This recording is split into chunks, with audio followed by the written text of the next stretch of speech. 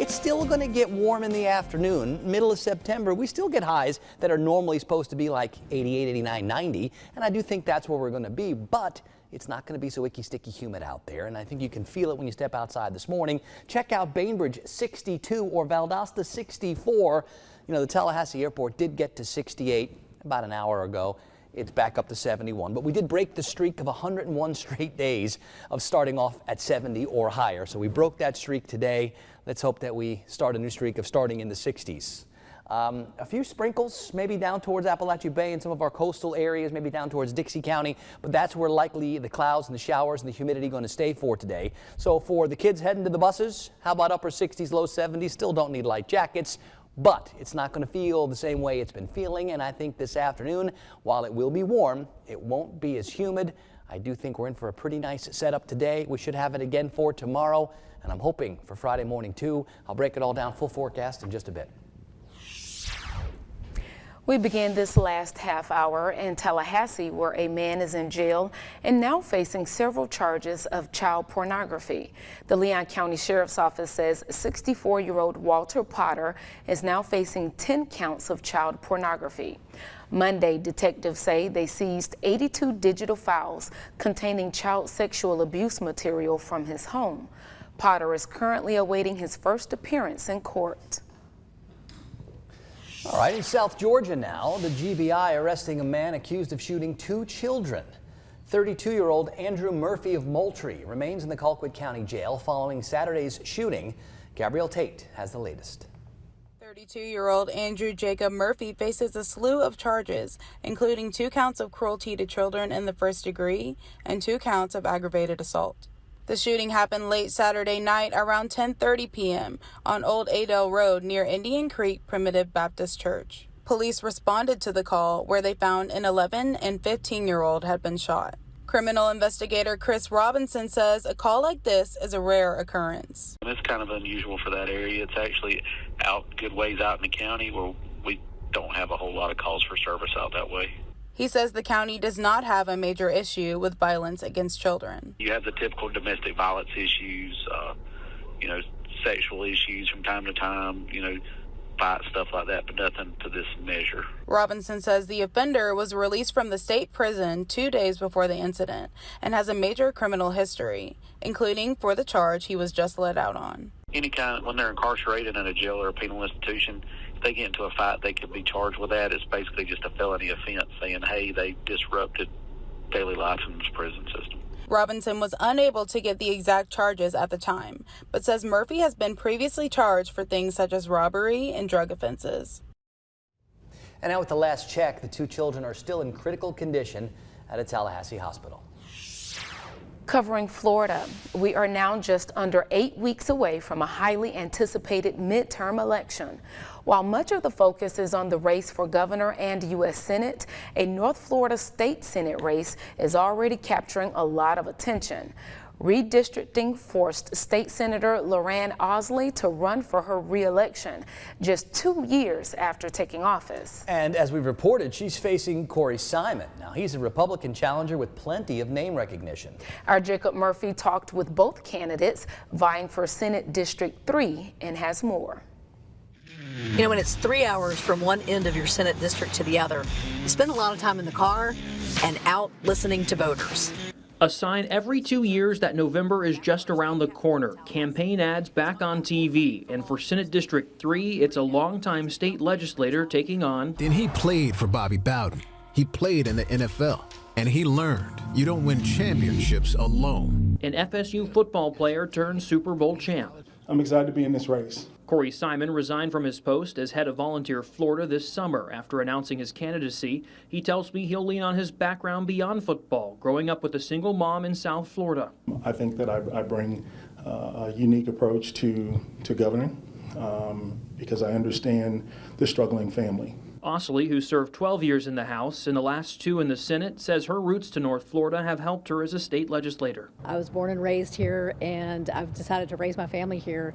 And every day I wake up trying to make sure that we're making this community a better place. If the influx of ads feels familiar, it's because just like in 2020, both parties are funneling major dollars into a seat that wasn't always competitive. This will be a very contentious election. Democratic data consultant Matthew Isbell thinks the Osley campaign should be nervous, pointing out Simon's messaging focuses on garnet and gold, not Republican red. They can't let Corey Simon be viewed as anything but a generic Republican. If he's viewed as somebody with more strong local ties, it could really doom them. So far, Osley's messaging focusing on her track record. Her proudest work, she says, on broadband. We know today that high-speed internet is not a luxury, it's a necessity.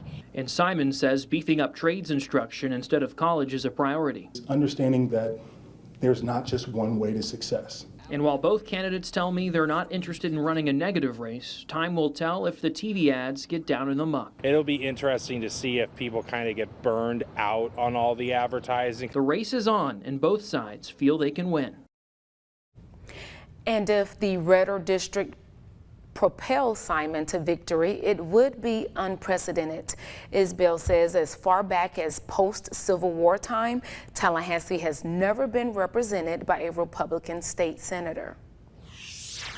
All right, it's 6:38 now, and a $40 million investment is set for the Thomasville within the next 2 years. Troy Acoustics announcing it's going to build a facility in Red Hills Business Park, bringing in more than 100 new jobs. This announcement, one of 3 this year, resulting in more than 200 new jobs once all the facilities are complete. Officials say these new jobs are high-paying, full-time positions. 6:38 now. In national news, the nation is facing a dire situation. The first national railroad strike in 30 years could kick off as soon as Friday. As Melissa Rainey reports, the U.S. Chamber of Commerce says this threatens to unleash enormous national consequences. Around 60,000 union rail workers are set to go on strike, which could bring the transportation of nearly 30% of the nation's freight to a grinding halt. How damaging will a strike be to the U.S. economy, which seems to be in sort of a fragile stage at this point? So a shutdown would have a tremendous impact on our supply chains. As you all know, it's going to have a ripple effects into our overall economy.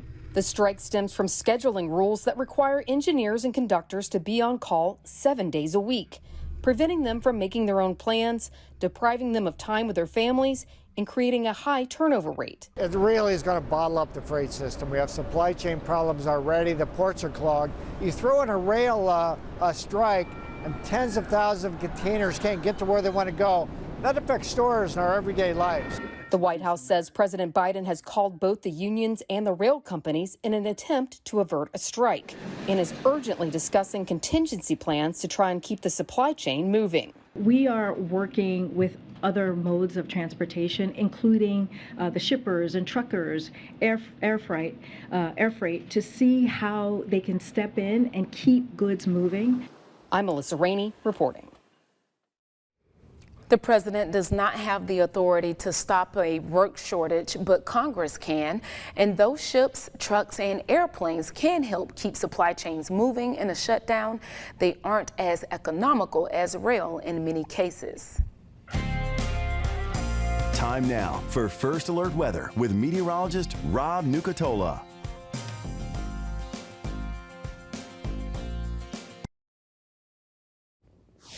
A little different look and feel to this forecast today, starting off with more spots in the 60s. I even see a few in the 50s. And while it's still going to get warm this afternoon, I'm not going to be surprised at all if there are numbers that flirt with 90. When the air isn't as humid, it doesn't feel so gross outside. 89 and not humid feels a whole lot better than 87 and icky sticky. And I think that's what kind of we're looking at for a day or two, maybe even part of Friday. Tomorrow morning, we could see temperatures fall even further back into the 60s if more of that drier air gets here, and I think it's a real possibility. Now, to the south, there are still some showers out in the Gulf and up against the coast of Dixie County. That's likely where most of that stays. We take a look at some of these numbers. At 71 at the Tallahassee airport is back up from 68 last hour. In Perry, we're at 69, and Live Oak, we're at 68, so things are starting to cool off even further to the east. But look at those temperatures north and west. 61 in Bainbridge, 55 in Blakely. We're at 64 at Quincy. We're at 64 in Valdosta. And we've got dew point numbers. How we measure how much moisture is in the air, upper 50s, low 60s. That tells us the air is much, much drier. That's why it feels better outside. That breeze from the north helping to bring in more of that drier air that is stacked all the way up through the atmosphere, especially off to our north and west. We'd love to see a little bit more of that sweep east, but that boundary is having just a tough time sliding all the way through the area, as they do this time of the year. So we'll hope that more of this drier air gets to more of our spots, and I think it can, at least for a day or so, before it retreats a little bit and higher pressure retreats a little bit, allowing that more humid air to start coming back. But the drying is trying, and it's succeeding enough to give us a brighter look and feel to our Wednesday, and I think our Thursday too, and hopefully to start off our Friday. Futurecast will show if there are going to be more clouds and showers. It's to the south and it's to the far east, maybe the I-75 corridor and farther to the south. For most of us today, more sunshine, less humidity. A nice step in the right direction. Now we're watching one area out here in the middle of the Atlantic. We'll see if any of that new energy coming off the coast of Africa has got any life to it. But this energy that's going to work its way over towards the Caribbean islands has got a chance for some development. And this is one of those paths that if it were to develop and move there, and it's still a lot of ifs, it's one of those that'll raise a couple of eyebrows. So we've got some things we're keeping our eyes on. Nothing that's going to impact our forecast anytime soon. On the Gulf today, north and northeast winds 8 to 16, seas 2 to 4 feet. More clouds, more chances for showers, and more breeze down near the coast and offshore where that boundary is. 60s and 70s this morning, less muggy, even a few 50s way off to the north and west.